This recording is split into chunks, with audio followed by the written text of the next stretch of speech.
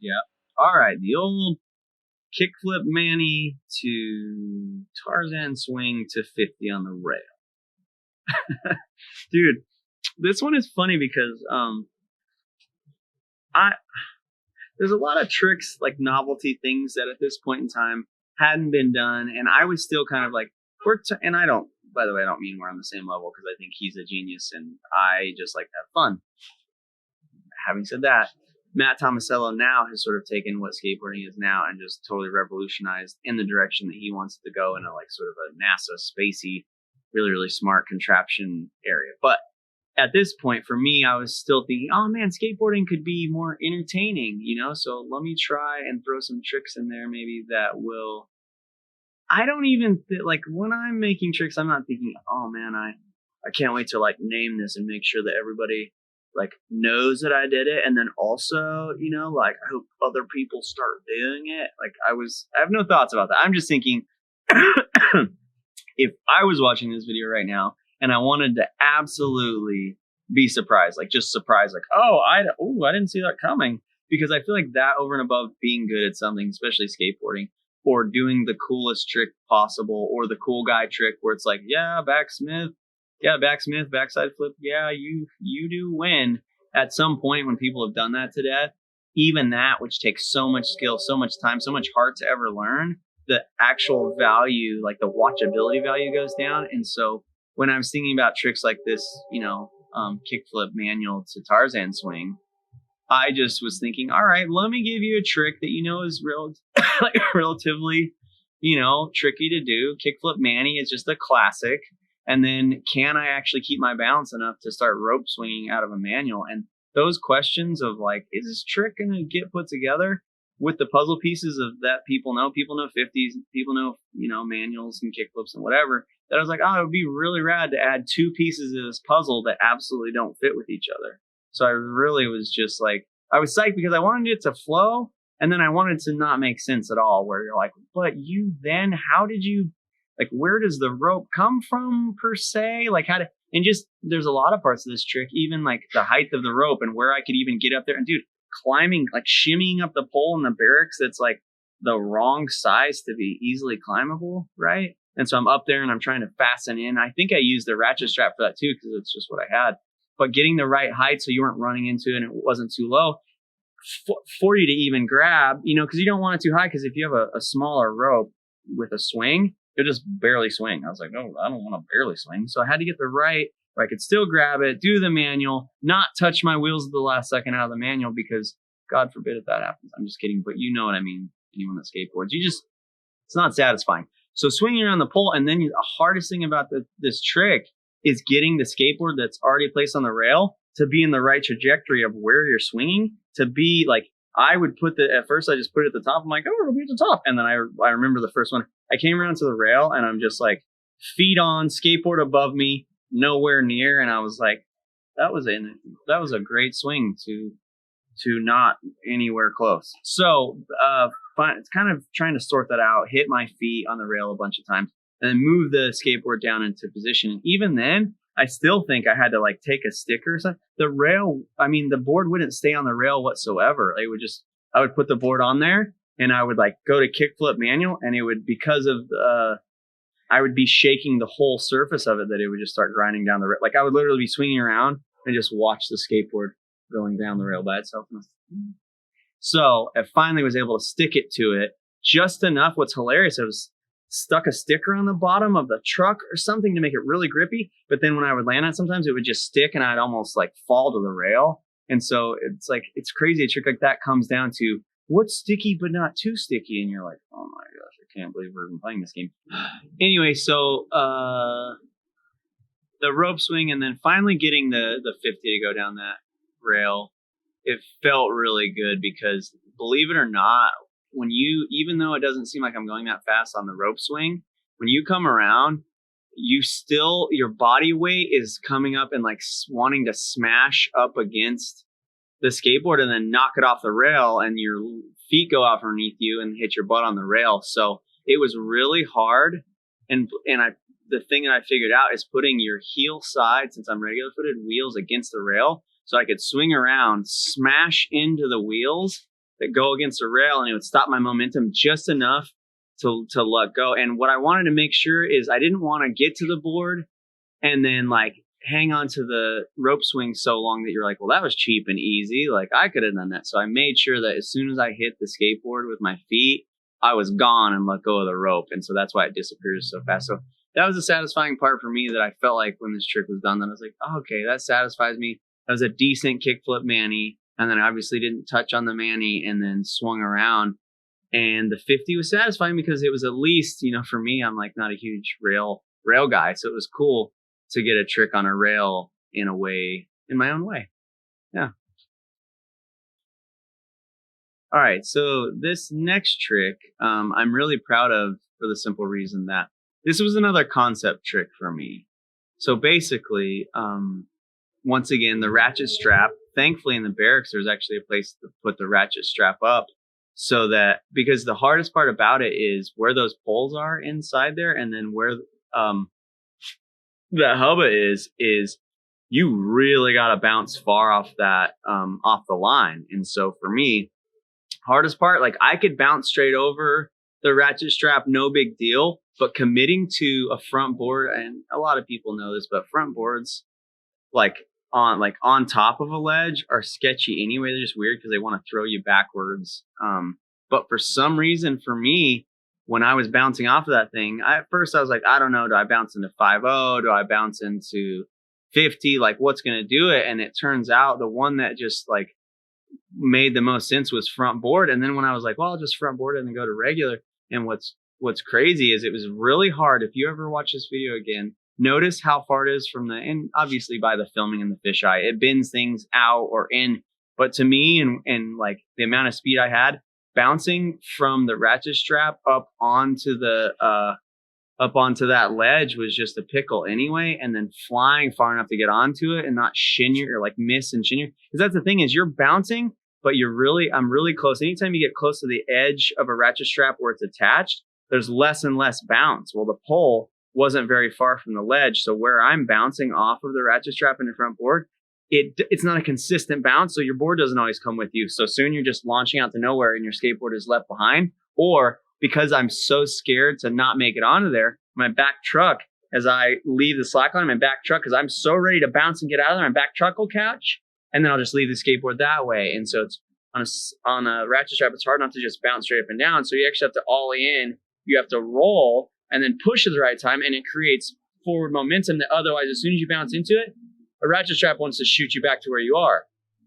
A ratchet strap will basically, if you're not careful, and it's hilarious because no one knows this because no one plays on them but me, but I'm sure that's changed by now. Anyways, the bouncing in, it wants to bounce you back out. So really what you work on a technique of, which sounds weird because you just don't do it in skateboarding, but you actually ollie, you touch the back of your board, you roll, and it all happens so quick that you can't see it anyway, but you actually roll and then use the forward bounce to get up and onto the ledge. But if you're not careful and you have this back truck too close to the ratchet strap, when you leave it, it'll keep hooking. And so you just have to commit to bouncing up and out, even though it feels like you're just going to bounce straight up down, hit your back truck on here, hit your nose on the ledge, and then fall on the stairs. Like you're just sure of that, but it won't happen. And so when the one that I finally did it, I just got on top of the ledge enough, and I had almost done one before that and then missed a million. And finally, the one that I landed, I was up on top enough, and I was like, well, I can tell you right now, I'm not going to regular because the body weight's not there, but I'll tell you what I'm not going to do.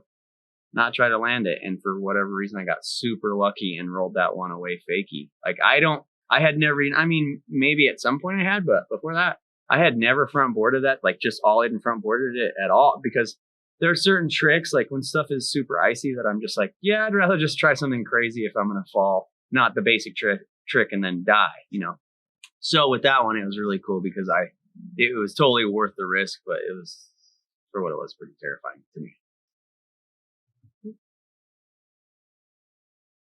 All right, so the last trick in the part, which is such a, hopefully such a surprise at the point where it was originally seen.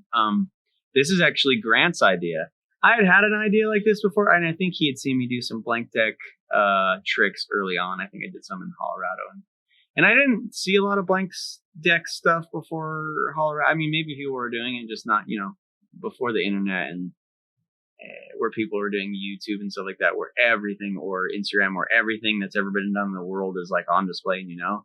I did a bunch of blank deck stuff because I just thought it was fun, you know, because you always have blank decks around. So I was like, why not? I'll just make something cool out of it. So this trick, I don't know if he was inspired by those earlier clips or what, but he was like, hey, you know what you should do? And listening to him, I was kind of like, huh, like I get where you're coming from, but that seems so simple. I wonder if it'll, you know, an idea that seems simple and good that you're like, oh, that's weird. I probably won't work. But he wanted me to basically, without any bolts or anything, he just wanted me to put my trucks on my skateboard. And he's like, I don't know if we need to tape them or whatever, but we just need your trucks where they're ready to detach so you can just basically ride up, lose your truck. And he was like, I don't know how you want to lose your trucks, but you should lose your trucks.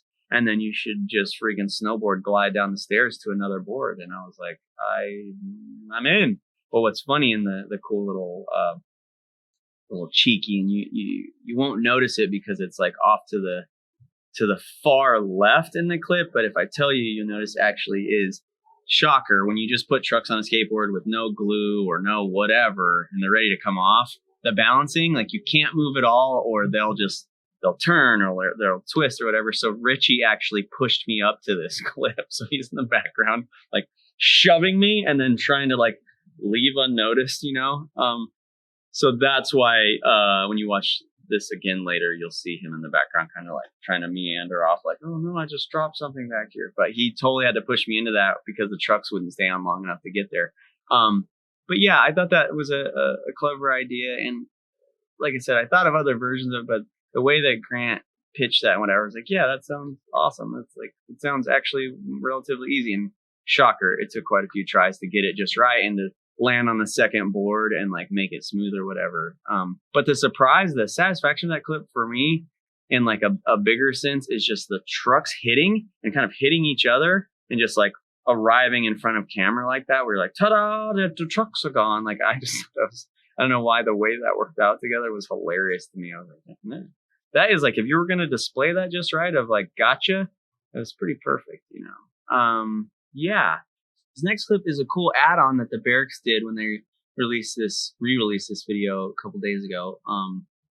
Here's what's cool about it is that, this clip was originally, so I told you the story about Richie basically coming in with me to, you know, kind of film this like off the books or whatever, that he ended up getting a battle commander out of it and started officially filming. But while he was doing that, I came in there with him filming his battle commander, trying to be supportive like he was doing for me. And so I'd be in the shadows, like scheming what I was going to do when they turned the lights on. And towards the end of his battle commander, he's like, hey, I'd actually like a guest trick from you. And I was like, yeah, Richie, oh, you know, that's amazing that you asked. I'm sure I want to be supportive. And he's like, cool, because I just want you to do a board-to-board front flip like the end of your other video part.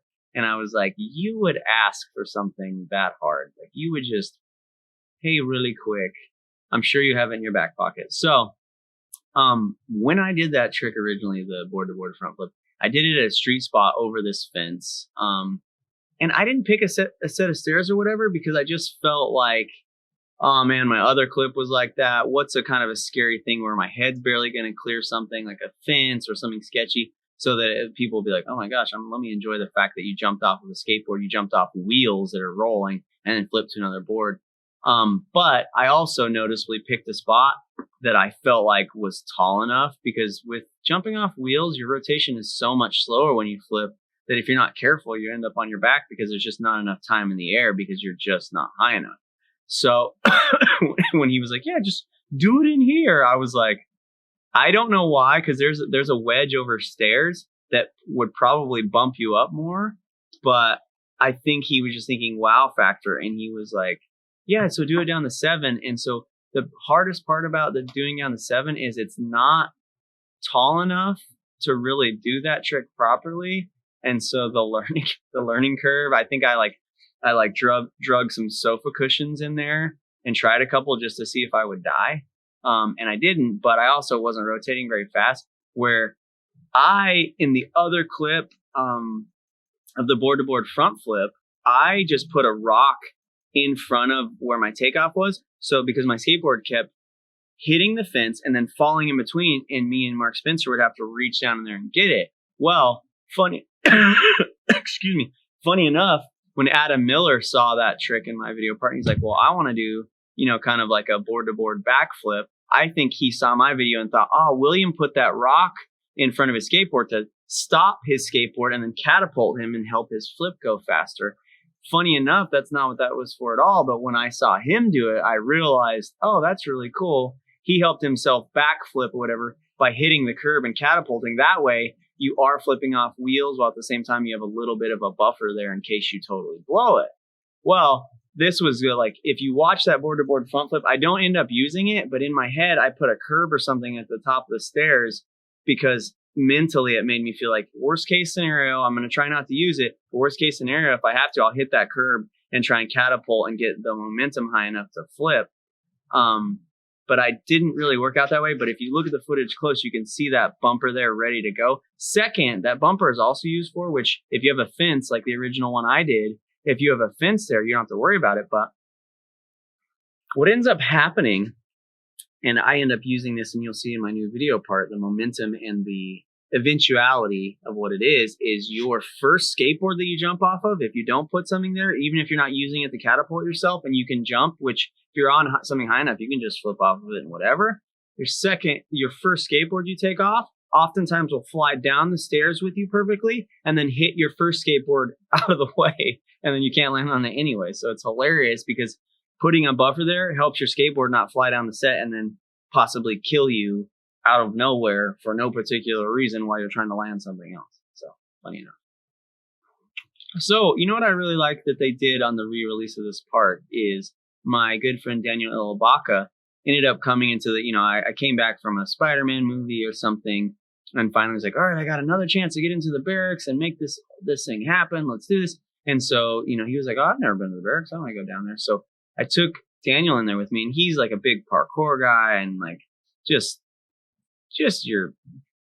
he's incredible. Jump off buildings, flips, whatever. And so bringing him in there, I don't think it was in my original part, but I like that they did a compilation of that trick from Richie's part and then this other single clip I had of Daniel.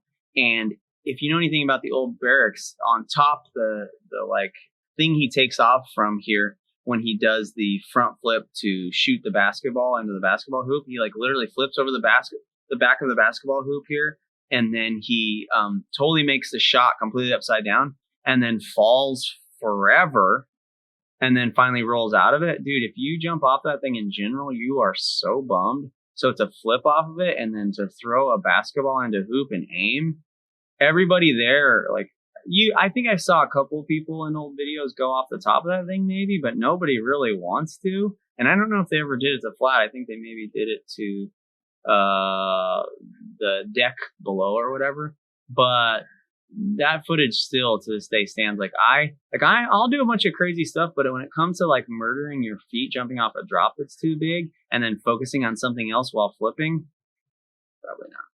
So I am still, having seen this relatively recently because I kind of forgot about it, totally impressed, Daniel. Still, I would not thank you for doing that. / you are a better man than me because your feet must be made out of something very sturdy. So if you did like that at all and you want to see anything else that I've done or I'm going to do, or any of the like stuff that you've heard about or side projects or anything, you can go to my Instagram. And if you click on the link in the bio, you can check out anything that I've done pretty much there. So yeah, knock yourself out.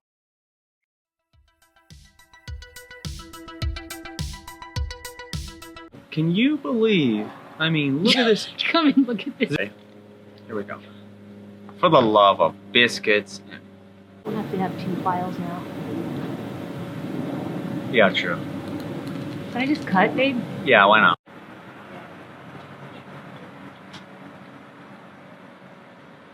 Is it rolling now? Okay. This next clip. I think you can see that in my mouth, unfortunately.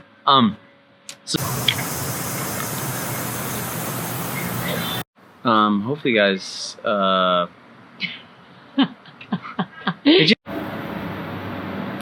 would you do this to me? What? You knew. So if you guys did like this at all and you'd like to support, feel free to go to the Instagram and click on the link in the bio and you can support few of the passion projects I'll be doing over the next couple of years.